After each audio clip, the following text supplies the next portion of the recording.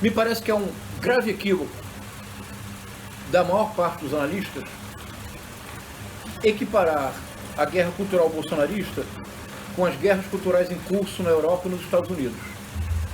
Na verdade, guerra cultural, a palavra, já há no alemão do século XIX, a Kulturkampf, que literalmente é a luta da cultura, que é muito próximo ao que nos Estados Unidos ficou conhecido num célebre livro do James Hunter, Cultural Wars, as guerras culturais.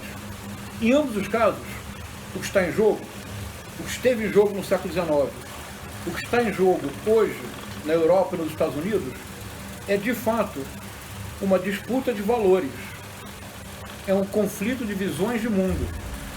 Pode ser de esquerda, pode ser de direita, pode ser social-democrata, pode ser liberal ou neoliberal, pode ser progressista, pode ser conservadora, mas há valores em jogo. Quando um conservador, imaginemos um Roger Scruton, que faleceu recentemente, quando ele se diz conservador, trata-se de um homem de uma extraordinária cultura, tanto literária, filosófica, quanto estética. Trata-se de um músico, não de profissão, mas músico. Trata-se de alguém que conhece profundamente a tradição cultural e tem uma posição conservadora, porque opõe a certos elementos do contemporâneo esta tradição como sendo idealmente um cânone inamovível.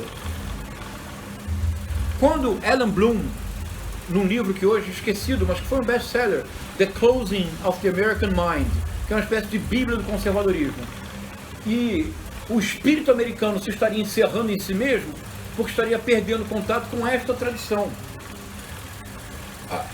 Então, essas guerras culturais, elas de fato são guerras de valores dessa área que nós chamamos difusamente de cultura, e o que está em jogo é o conflito entre visões de mundo. Eu quero propor, e essa é a minha hipótese, eu me interesso muitíssimo pela opinião e pela crítica de vocês, porque de fato é a primeira vez que eu apresento numa conversa esta hipótese. É que a guerra cultural bolsonarista é o núcleo do governo Bolsonaro. O Paulo Guedes pode sair amanhã. O Sérgio Moro já saiu, só que ele ainda não sabe. Mas a guerra cultural não pode deixar de ser o núcleo do governo Bolsonaro.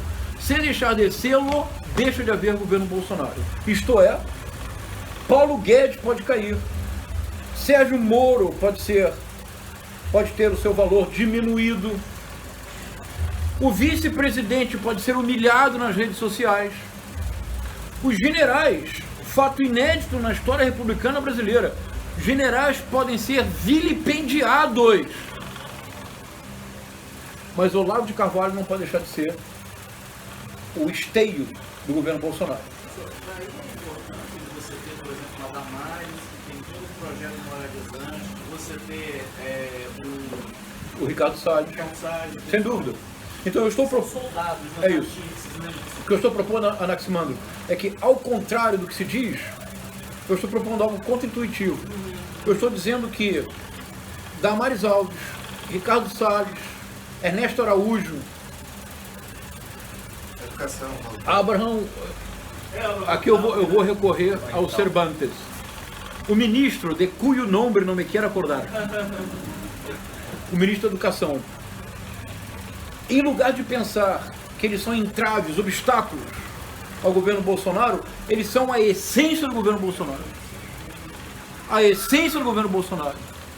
Porque se se tratasse da essência do governo Bolsonaro, Paulo Guedes, melhor Luciano Huck. Se se tratasse da essência do governo Bolsonaro, Sérgio Moro, melhor o próprio como presidente. O núcleo do governo Bolsonaro, sem o qual ele não subsiste um mês no poder, é a guerra cultural. Primeira hipótese.